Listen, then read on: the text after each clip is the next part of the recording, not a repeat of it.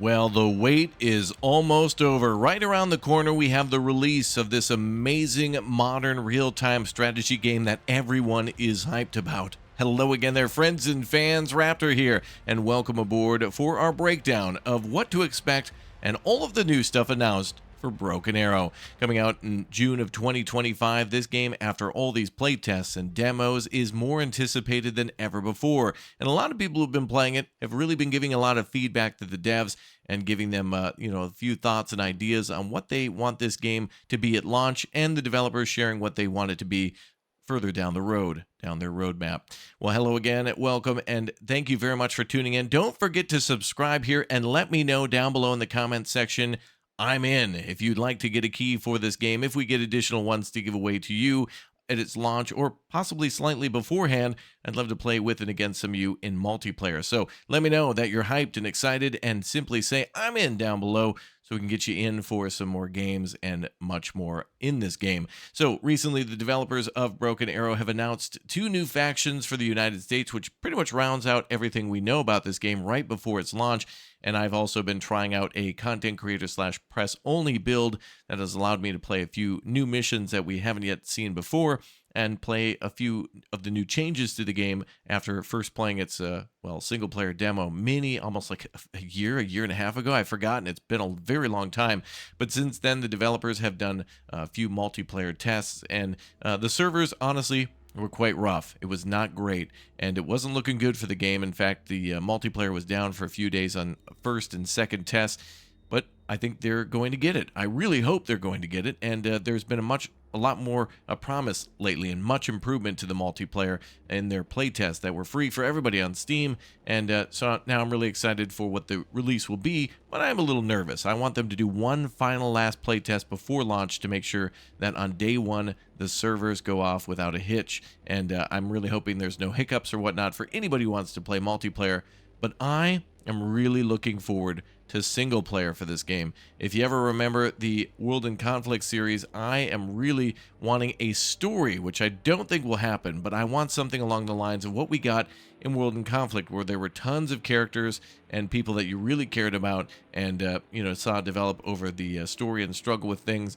And that game back from like 2008 is probably my favorite game of all time, period. Like, of all the games I've ever played, that is the number one. Even better than Red Dead Redemption or Grand Theft Auto. For me personally, as a person who really enjoys RTS games, especially if they can grasp you with the single-player story, which seems next to impossible.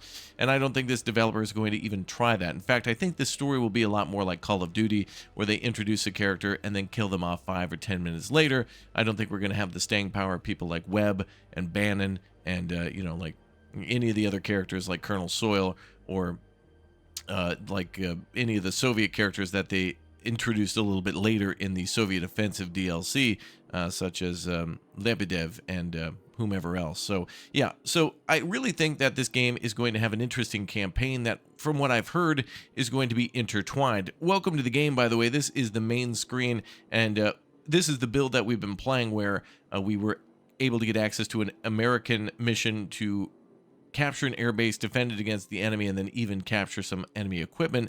And then also a RU mission for Blackout, which was to lock down a power plant, defend it for special forces to like disable the power plant itself and then get out of there. And it was pretty cool. I think these missions look really promising, and I like their cutscenes, but they do remind me more of Call of Duty. They're a little bit more like company heroes, with how they show you a map and then a bunch of arrows draw and tell you the objectives or something like that. But it's not like World in Conflict. And that game, almost like 20 years old, still has a massive part of my heart. It really does. And this game will come close, but I was hoping for something like that. But these missions here have shown that the developers are making some improvements, though they are lacking voice acting for some of the briefing characters. I have yet to still experience that. So this is not yet the final build of the game that I have experienced, and I've got to say I'm all in for wanting to see what this game will be like at release.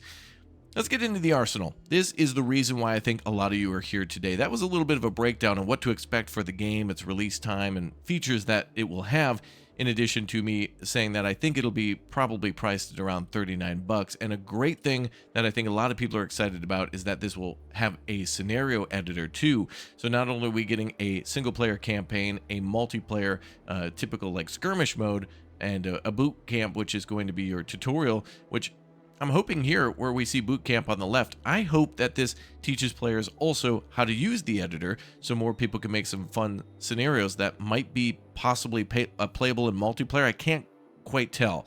I'm hoping that there will be a multiplayer campaign in the future and multiplayer scenarios, but I'm not entirely certain myself. But all of those things here that you see, including that multiplayer, are going to be accessible here via the arsenal. So this is the big moment. I know you have all been waiting for this one. You wanted to see what was new for the Americans. Two things that they've added just before launch here that they've confirmed. We knew they would be in here.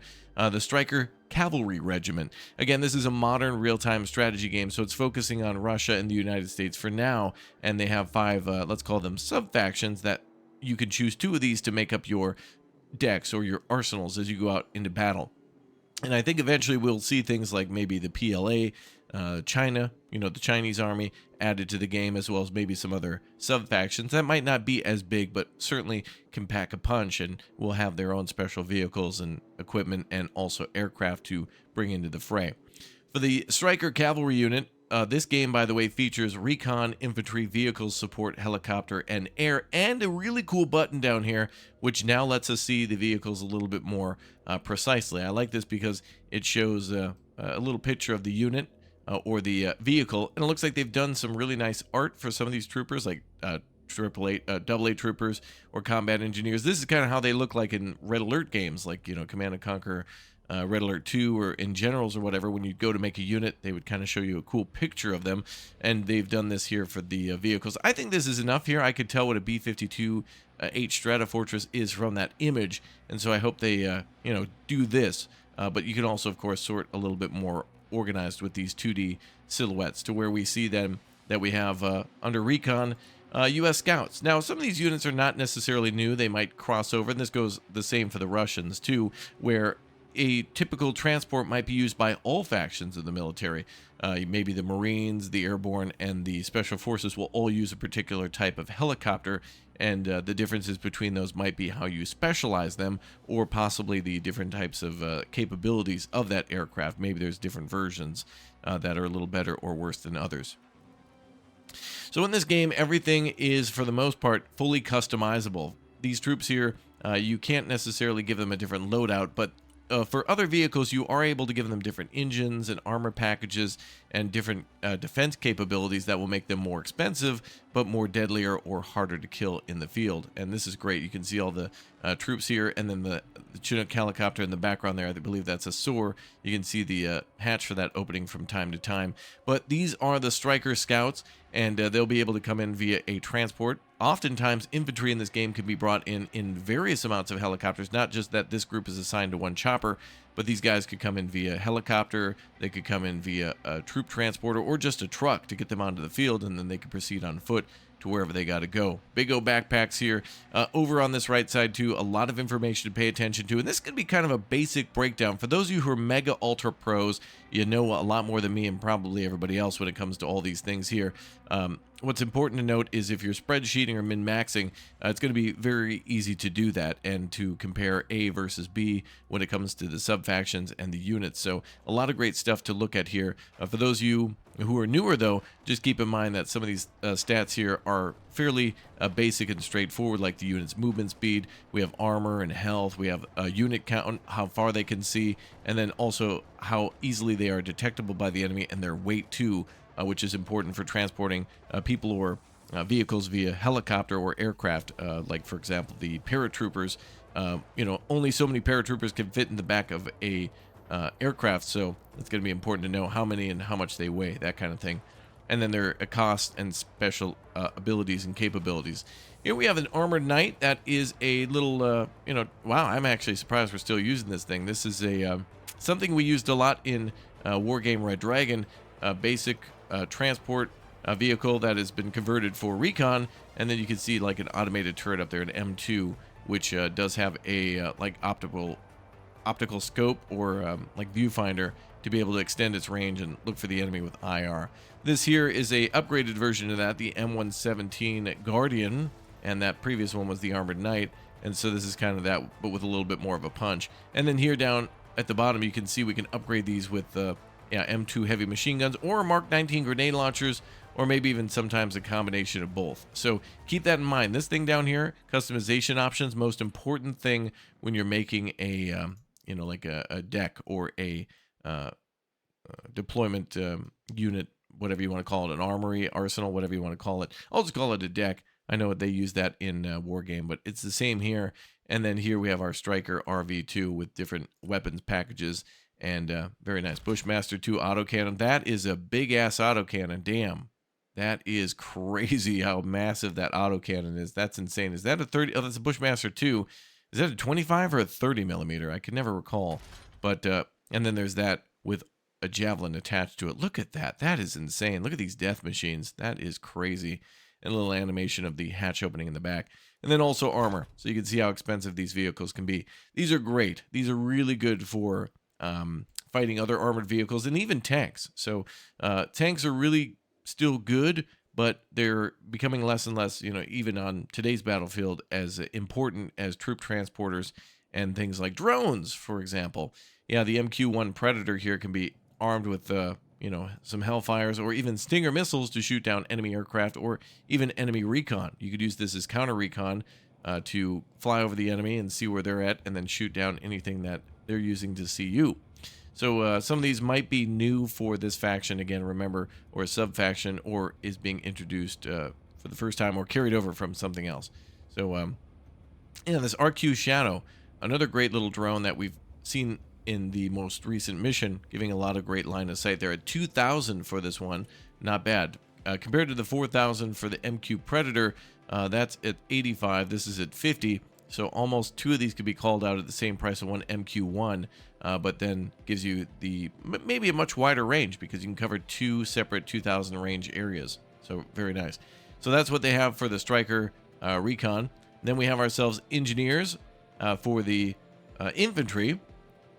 So these guys are quite nice with the ability to use, I think, yeah, they've got shotguns here, and then also a SMAW-D, which does allow them to fire 84 millimeter HE rounds, which is nice. So good thing to use against enemy tanks or even inside of buildings or to get close to a building.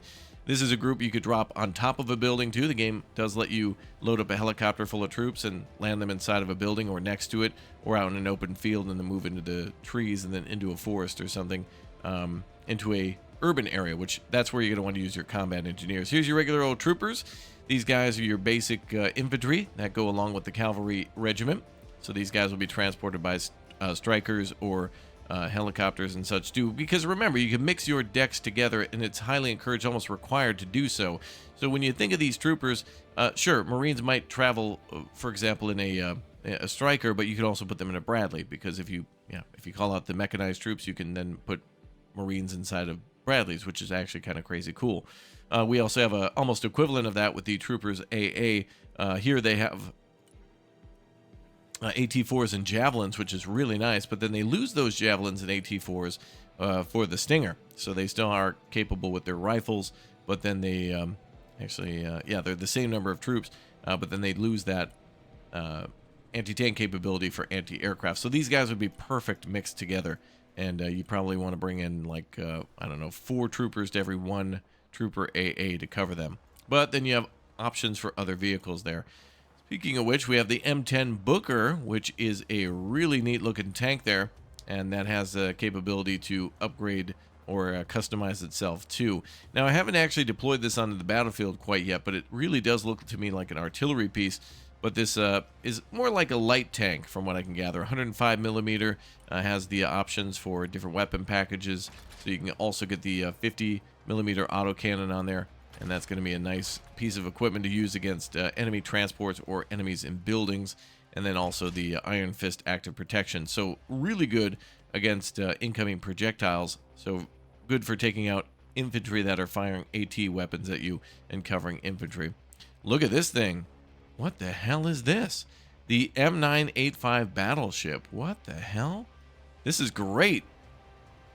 Rolling Thunder. It looks like essentially a flatbed truck. I love the water and stuff in there and all the munitions. This looks like something we may have thought up in Afghanistan and Vietnam. Oh, look at that Kilroy. Look at that good old Kilroy on the side. So we've got ourselves a flatbed truck with some, iron welded onto the side of it. And then we have two 50 cals and the TOW M2220 or 220. So that's crazy. Wow. And then we could also change whether or not we want a grenade launcher at the front. We can also throw anti-tank missiles in the back, so you can do double anti-tank. This thing's going to be a troll. That is amazingly cool. I love that. I can't wait to talk more about that thing and how it's going to piss me off when I play against it, I'm sure. Stryker ATGM. This is something we've seen a lot in Wargame, and there you go. Look at that system deploying up out of the ground there, just off the base of the unit. Very nice. Anti-tank, essentially, with lots of customization options. Very cool. The Stryker ESV. So we've got ourselves a mine clearing vehicle, which I believe mines will be a part of the game, possibly, but will be single player mission type stuff if added in the future, or something added to scenarios so players can goof around with that if they so choose, but not something we'll see in multiplayer or really intended to be in the main game. But the devs did comment on that. Here's a Stryker ICV, which looks pretty much like the previous version there, with just kind of a little different build there, a few different capabilities. I think this one does have the ability to fire. Maybe it does, maybe it doesn't. Oh, maybe that's what these are here. Anyway, there should be like a missile that goes out, a rocket that fires a cord, a detonation cord that can clear the way with mines, and that might be present on a few of these different vehicles. I know that it exists, but I don't know on what. There's the Stryker ICV, which will more than likely be our main transport for the Recon and the Infantry and the AA Infantry that you saw previously. And the Stryker MGS.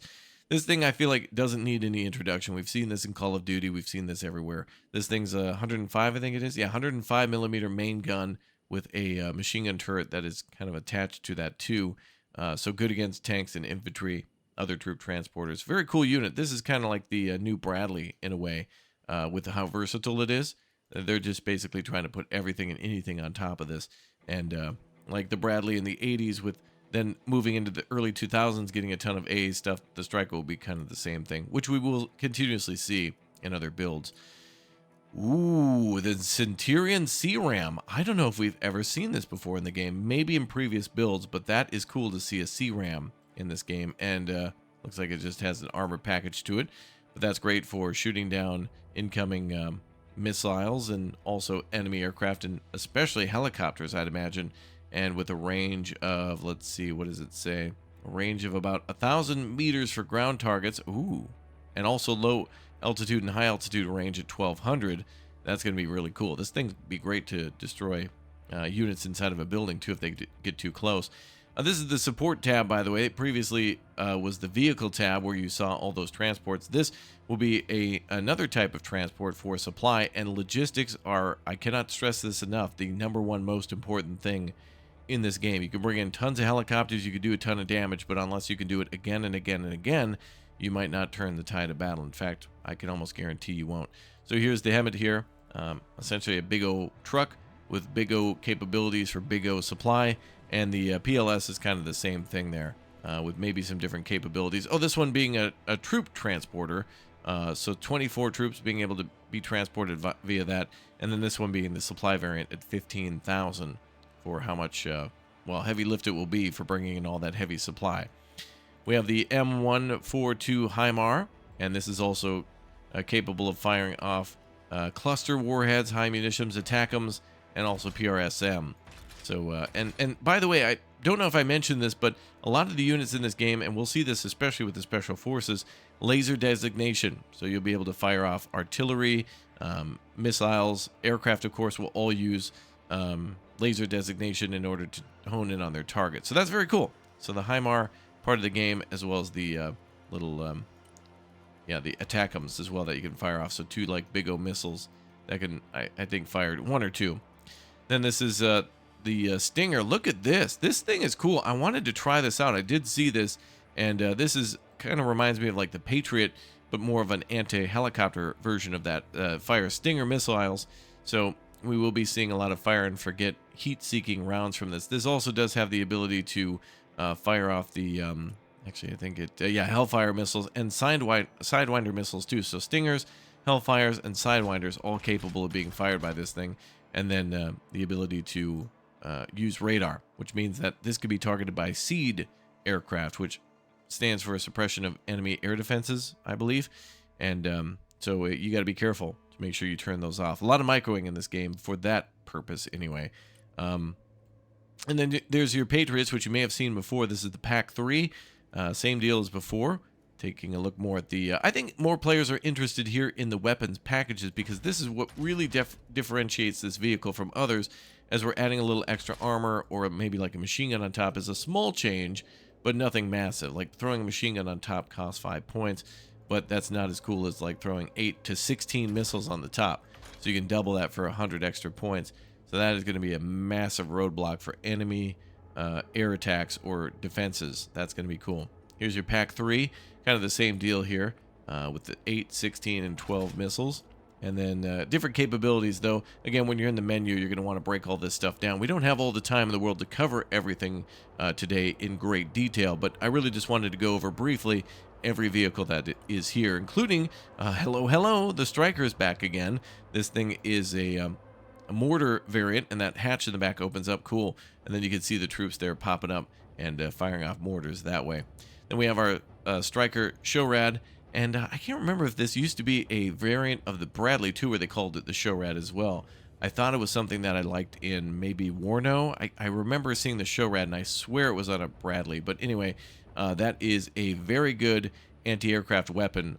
What is that? 8 Stinger missiles, and that could even be customized. Yeah, so double Stinger pods or Hellfire missiles too, and a couple of different versions of missiles to be able to fire. Cool to experiment around with this stuff, even if you don't know what it does, or even if it's not as good as other things. It is nice to be able to play at a disadvantage sometimes too if you're a much better player. And this is also a good way to see what will be coming in multiplayer and also in the missions even before you start. And then here we have our Stryker SPH, which really looks like that tank that we saw earlier on the top to me. But this is a self-propelled howitzer, and this thing is really cool. That is nice. 105 millimeter artillery. That is in comparison to the mortar, which is 120. But this thing, I think, is maybe able to fire a lot faster because there's some automation here for its firing capability. And it is also enclosed, so it's going to be a little harder for the enemy to destroy. No helicopters at all, unless they're happening to be invisible or adding some of them later. There's nothing here for the cavalry, hence the word cavalry, to get from the helicopters, but they do have some aircraft, which is nice. So the B-52 Stratofortress, this thing's so massive I can't even zoom out all the way, but look at this, man, the AGM-80 ALCMs. Look at that. Those are on the wing pylons too, by the way. So inside this thing we can drop the Mark 82 500-pound bombs times 45 of those, so you can do some big O carpet bombing with this thing if you'd like to. You can also do the 8 AGMs, which I think are cruise missiles in addition to the cruise missiles that we can put on the wings. So we can get 12 plus 8 on there, and then also a designation pod too. So you can fire off cruise missiles all day. Look at that. Insanity. That is crazy. Or you could drop those 45 bombs too. And you can make the B-52 very cheap, and a lot of players might do that. We might see Mark 84s like this. So kind of making more of a dummy bomber, bringing the price of this thing down to $475, which doesn't really seem like a lot, and it's not, because you have the Viper F-16 at 400, which is we'll go over that in a moment. But yeah, for a B-52 to be able to drop damn near almost 100 bombs if you do it right, I think maybe we can get close to that. 16, well, we'll have to see. But anyway, 18 plus 45 there. So getting a little closer towards the high end of 100 bombs in a carpet bombing run is cool. And that's why I like that with it. Reminding me a little bit of War World and Conflict in this game. So very cool. The Fighting Falcon is here, and I think we did see that in the beginning of one of the American missions where these are called in to do seed runs. These things have a lot of options for everything. I mean, destroying buildings with dummy bombs, firing off anti-tank guided missiles, and then also air support too with the AMRAAMs and Also the oh, we have rock. Oh, hold on. Cluster bombs, rock eyes. Nice. They have that capability too. But AMRAMs and then also AIM in here. AIM 9, I think, might be an option. 2 fuel tanks. Nope, looks like it's mostly AMRAMs. Unless, there they are. AIM 9 and we have 2 and 4 options to lower the price. That's nice. So there's a lot of different ways to lower the price of certain vehicles and aircraft to make them a little bit more affordable and thus more common on the airfield or on the battlefield, I guess, in the air. So very nice. F-16 CJ, kind of a little different options for setup here. And I don't know if, I wonder if there's differences between the capabilities. I'm looking here. We can also compare vehicles too. We can pin one and then compare it to another. And then there is an option right here next to this paint bucket to change the paint jobs and camo schemes of any of your units, so long as it's available. Not everything will have that, but for the most part, a lot of the armored vehicles will have that, and we'll have to see if more are to come in the future. But yeah, so nice to be able to directly compare certain vehicles to a great game feature that'll be available for everybody. So very nice. So there's our F-16CJ and then our F-16 Viper. They all kind of look the same, don't they? But there are some very important differences here between these 3 aircraft. That doesn't even look like that, does it? Let's see what they show here. No, they do not show an image that way. But yeah, this looks like a completely different aircraft. But again, everything's work in progress, especially for the images and for some of the symbols of things. But yeah, even more options here for our destruction of the enemy. Stormbreakers are here too. Look at that. Very nice. JDAMs. Can't wait to use a lot more of those. And then, as I mentioned, the Sidewinders and AMRAMs like crazy. AIM 120s in here too. Wow. Okay. Very nice. Let's go on to the next faction then. Something I've been wanting to see and toy around with a lot more is Special Forces. Ever since I heard they were going to include that, I thought, well, no way. That couldn't really work. But no, they're going to. And I think the best thing about this is that this... Look at this guy wearing cowboy hats. We got all these operators here with handkerchiefs and things on. The best thing about this is I think we're going to, especially in early missions, see a lot of smaller scale units like this. So I want to play the campaign first, and I feel like it's going to start with things like Green Berets and Navy SEALs or whatever else they come up with, or the equivalent for the Russians. And it'll be small scale stuff where we get a few vehicles and these guys, and they're just going to obliterate everybody. I mean, you can see all the stuff that they get here over on the right side, and then also how we can give our squads here sniper rifles, so we can make a squad of sniper Green Berets. We can also then do Punishers and then just Flash. So yeah, you can customize these guys like differently for each operation. But I don't think when we add these guys to a deck, I think you have to choose whether or not you want all of them to be one thing. So if you choose, for example, the sniper rifles, the Green Beret snipers, then I think it has to always be snipers. Like every you know, if you add one of these, that's all they're going to be. So you can't have Green Berets that are also Flash. But you could also have a friend bring in another group, so that's just fine. Very cool. Tough guys, for sure. Here we have our pararescue, and these guys are great. I've already tried these out a little bit, and these guys are, well, the best of the best. They're all the best of the best. I mean, there's a special operations force, so they come from a few different backgrounds, and they have some really good equipment. And then again, a special tactics team. So the STT is what I've used, where they have a really good ability to just knock out enemy aircraft, helicopters particularly. So these guys, you want to have them take a building, keep a building, and never let go of a building to the last man, and they will defend like crazy. And same with the Green Beret snipers too, although they have a little bit more on the AT side. The STT can be a little bit more on the anti-aircraft side, or at least they have the ability to do so. Rangers RRC. These guys have looks like the AT4. Well, actually, they should have a different loadout. Standoff versions too, which then there we go, comes with the Moz as well. So you can change that out. And look at those backpacks. That is insane. These guys are carrying a literal recliner on their back, like they're bringing out furniture into the field. That's insane at how much cargo that they have on them. I mean, that's crazy. That looks ridiculous. Like the packs for NASA, like astronauts, are smaller than that, but that's really cool. So really cool looking. And I wonder if we we can't do the camo. I'd like to see them maybe wearing all black, stuff like that, or maybe different camo options here too. We see like a little bit of a camouflage helmet for this guy. So we have ourselves Green Berets, Pararescue, Rangers RRC, and now also the Ranger snipers.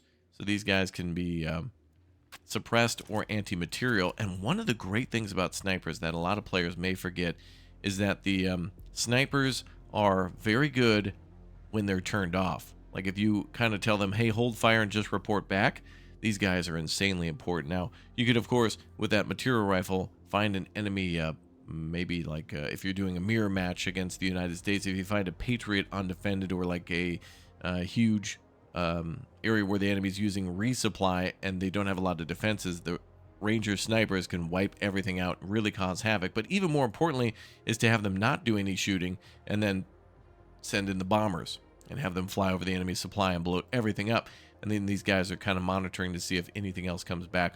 Scouting for enemy artillery, any useful unit that they can kill, like target of opportunity. These are a useful unit for that, to identify who's driving by and what's coming next for your group. I'm thinking here in multiplayer mostly that if the enemy calls out a bunch of small artillery, you should probably start thinking about what will be vulnerable to that. Where would they move that? So these units are certainly capable of scoring a headshot, but if you turn them off for engaging the enemy, then you start thinking in your head of what you can do to get ahead of the enemy, especially when you see their stuff, right? Here's your Flyer GMV. This thing is cool. I don't think I've ever seen this before, but looks to be a heavily modified Humvee, although quite different. But the weapon package, I can only imagine. Wow, I did not expect that. Whoa, what? Okay, we got an M23 OLF chain gun, and then also a minigun too, GAU 19. That's crazy. That'll be really good. But also the Mark 47, a grenade launcher. Very cool to be able to use that. I think this is perfect. The M2s, vehicles with M2s and grenade launchers on them are a really great combo in this game. If you have a couple of transports together with a couple of things of recon, those are incredibly powerful to be able to identify enemies in buildings and then pin them down while other forces, including helicopters, take them out. That's nice. And then here we have an MATV, and that then means that we have, oh, javelins. Okay, I was expecting a tow, but yeah, javelin missile launcher here or multiple HMGs. Wow, you can even see, oh, this guy's carrying an anti-material rifle at the top too. Damn. All right. So these are really good for the special forces. Absolutely. Yeah, it almost acts like multiple special force squads together. For 80 points, this thing is capable of destroying enemy vehicles, both probably medium and light, and then also just damaging infantry and doing the same with the machine gun. That's great. We have the RSOV. Maybe even seen this in Wargame before. This kind of reminds me of what the British would use as the Desert Rats. I mean, this thing's just basically a truck and a machine gun, and that's about it. But I'm assuming it could... Oh, Mark 47. Okay. Yeah, always a grenade launcher and have some sort of extra package added on there. And then we have the MQ-9 Reaper. We saw that before. A slightly different paint job. Maybe a different layout with... Oh, JDAMs. The other one may have had JDAMs too, but I just noticed that. That's kind of cool. 500-pound bombs. And then can we add more? Yes. So you could actually make like a little mini B-52 out of this thing. This is cool to be able to spot the enemy and then drop some JDAMs on them. That's going to be really powerful, especially against undefended defensive positions like units in a building. Can really soften them up before you move in. And then the RQ-170 Sentinel. And this thing is your really capable small drone. This might be the best one, actually. The Reaper is pretty cool too, but this might have some stealth capability to it. And I didn't mention this with the aircraft, but there is an element of ECM in the game, and it doesn't look like it... I'm not sure. Well, there's 1.75 there for the stealth. 1.25. I think this is visibility. I think you want a higher number. But yeah. Anyway, regardless, this would be great for special forces, and even more so than the Reaper, in my opinion. I mean, not being able to... For the enemy not to be able to see your recon is more than likely the most important thing, especially if it's in the air. They'll see it, but yeah, there you go. And wow, there you go, Delta Force. Let's go. We got Delta Force units, standoff and close quarters, flashbangs and stuff too, and a lot of different options for the rifles. And under different options there, we see that we also have the M72 Law. Very nice. Man, these guys. Gonna be a hell of a group to take out. 12 men. 12 men in that squad. Going on to the Rangers to lead the way. Oh, and by the way, another important thing to note too is the the parachute symbol there means that they're airdroppable. So a lot of these units could possibly come out. Let me just check. Green Berets, Pararescue, obviously, Rangers, and the Ranger Snipers, all capable of coming in via aircraft, as well as some of these vehicles too. Not the MATV though, but yeah, looks like most of these things are capable of being dropped out of the back of a plane. And if they can all come together and then scatter into the woods and set up a defensive position, that's a great way to ambush the enemy, and doing so with minimal forces. High skill, highly trained, and very technical and well-equipped men against superior forces is pretty damn good. All right, there's our Rangers. They have RAWs, and there's your anti-tank rockets and bunker busters too, a SMAD. That's good for taking out buildings. And with a 9-man squad or a 12-man squad, like with the Delta Force, those are going to be good for holding and taking buildings in urban areas. And look at that. We have a Rangers variant with a Mark 47 AGL, automatic grenade launcher there, and that's pretty much it for them. 30 on the health there, 8 on the defense. Then we have one with the RAWs too. Okay, so that's interesting. So we can bring Rangers as a infantry squad, and then Rangers with a AGL and also more of a anti-tank capability, and then also a Stinger capability too. So this is great. The Rangers really diverse here. That's great. I hope the Strykers would, the cavalry units would have a little bit more of that. They had just the regular infantry and then also the anti-aircraft capability, but that's cool. The Rangers, this is going to be fun to play with. These guys here is going to be your bread and butter for if you're playing as the SOF, and then also Delta Force. Like, that's your creme de la creme of that, and in fact maybe of the entire game, from what we've seen so far. But again, it all depends on how you deploy them and what situations they get into. Here's a war pig. What the hell is this? Got a little thing to pick up the big game. Got to get those scores in. What in the hell is this? This looks like just a truck with the entire top of it just cropped right off. And that's similar to what we saw before, flatbed truck with a bunch of big O guns on it. What a weird ass thing. But I'm glad they threw this in, because this could be something fun for both factions to get these like little, last ditch effort units that you might not necessarily see on the front line or ever. That might be at a base or something for defense. That's cool. No support for the special forces though. No mortars, no artillery, no nothing. And then helicopters though, that's where they make up for it. So the AH-6 Killer Egg, look at this thing. Look at that. And the ability to fire GAU 19B miniguns or Hydra rockets, guided rockets, or Hellfire missiles, and even Stingers too, which that is great on a helicopter. That is such a troll on the enemy to be able to chase them down. Very fast, very small, very light helicopter chasing after them. Very good stuff. So that little bird, aka Killer Egg in this case, very nice. This thing's been around a long time, this helicopter. That's an old helicopter, but damn it, it's good. Very, very good.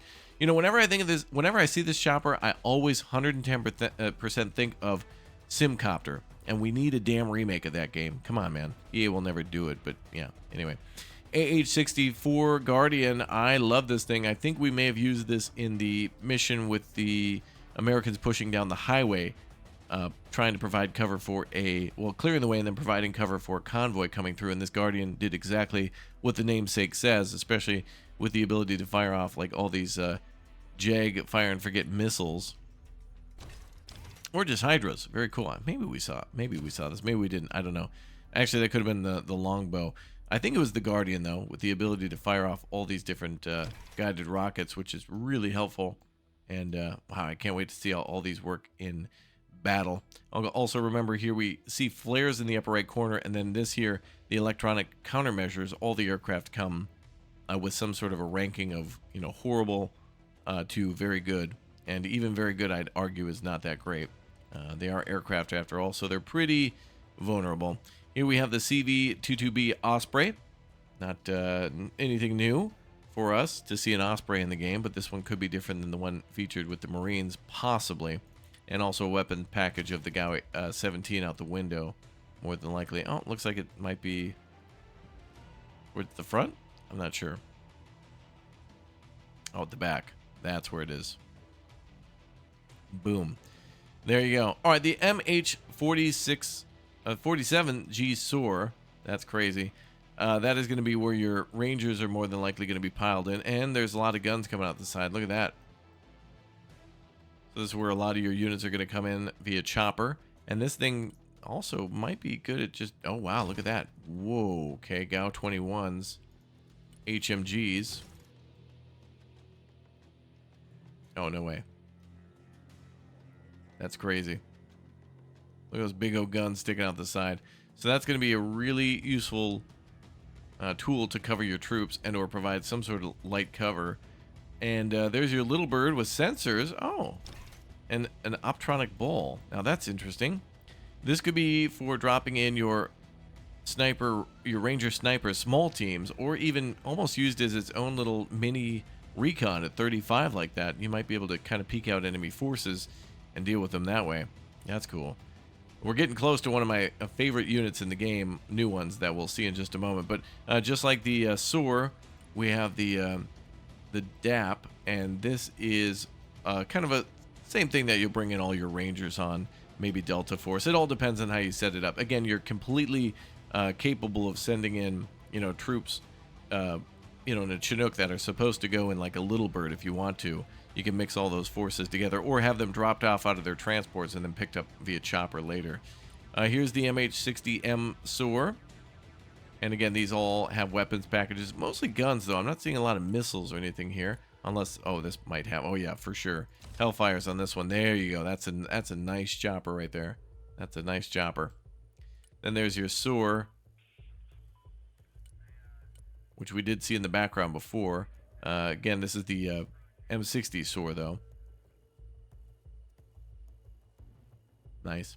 And then my favorite, yep, the MH-60X Silent Hawk. This thing, no weapons, but man, it's supposed to be perfect stealth. It's supposed to be really good. For a chopper, anyway. That thing looked cool as hell. It looks like the Comanche in a way. I don't know if we'll ever see... Oh, wait, hold on, right there. What the hell? Oh, wow. The Comanche, let's go. No way. Wow. Yeah, this, I remember using this unit in Jungle Strike for the Sega. Yeah, remember Jungle Strike for like the Sega Master System or Genesis, whatever they called it? The second one. This is cool. Damn. This thing looks fake. This looks like, hey, AI, make me a cool looking fake helicopter. That's what this looks like. Look at that. That's amazing.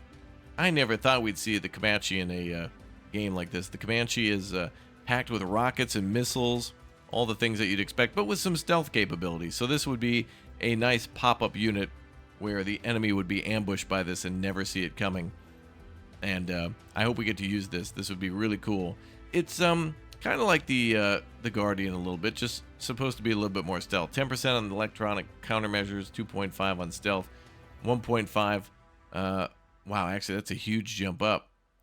But yeah, the ability to tuck its weapons in like that are quite nice. Let's see what we can really load this thing with. Stinger AAs. Wow. Okay, this would be amazing. Well, you probably wouldn't want to load it up that much, but that is insane. Yeah, that amount of Stinger AA missiles is perfect, though, for dealing with enemy choppers that are being persistent. This really almost becomes like a F-16 or like an F-15 to me. Somewhere in between. I mean, if you could actually shoot down enemy, aircraft with that and maybe get a couple of Hellfires in, it becomes like a mixed role fighter. That's how I'm thinking of it. That's cool. Now, on to the biggest and best stuff for the SOF. We have the aircraft, including the Ghost Rider. We have ourselves basically an AC-130, exactly what it is, and we can customize that with some other things on the pylons, but then also on the ramp too, and then the fuselage guns, so like the Spooky. And so this thing is capable of flying around. You did see that in some of the intro videos too. On the port side of the aircraft, you can see all the big old guns. The ramp too. Whoa, what the hell? How would that even be done? Griffin missiles out the ass end on the ramp. I don't know why you would use that. I can't wait to see how they're going to bring in all these weapon systems. It seems like some of these weapon systems are made for one very particular scenario, and that's it. I mean, that's what it seems like. That's crazy. So I want to see how they, come up with ways to use these units that are very unique. A lot of these units, I don't think players would ever use in multiplayer unless they were memeing or dreaming. Like clearly, this would be an awesome thing to use, but I mean, the chances of using that are slim to nil. I say that, but then I also thought that about the nukes in the game, and when we dropped our first nukes, world premiere first look, yeah, it was pretty damn amazing to be able to drop that. We'll come over to the B-2 Spirit in just a moment, but let's look at the F-117 Nighthawk. Look at that. Wow. I want to see how this is going to work. I don't know if we've seen this in the game or not. My memory escapes me. I think this is completely new, but I'm thinking about all the times we used it in Wargame, and that was basically the 2,000-pound bomb, or a couple of those that you drop, and then that was it. But here, we have all these amazing weapons. Look at that, including the AGM-154. And that'll be cool to use and see how accurate that is. To be able to get in undetected for the most part, drop your bomb, and then get out is going to be a very difficult thing to do, but a huge payoff on that one. I'm in the game as well. Yet another game I'm in. Wow, look at that F-22 Raptor. Look at me. I'm looking good, baby. All right, so we've got tons of weapons for this one, similar to the Nighthawk, and also, yeah, even more bombs, but AMRAAMs too. And just like the Comanche has the ability to fold things up underneath. So very cool to be able to see that thing. Very nice looking. And also, no, okay, I thought there was going to be some cannon ability to change that, but no. But maybe the F-35. Nope. But again, very similar to the F-22. Same stuff here. Not all the same stuff, but it is capable of firing a cruise missile. Look at that. And there's your seed missiles too. One in each port. Alright, the MC-130H. This is going to be your workhorse for getting all your paradropped units into the field. Looks like there might be... I wonder if this is actually any more stealth than the other ones. 20% countermeasures. I don't know if they're more capable of dropping their troops than the other factions. Let's see.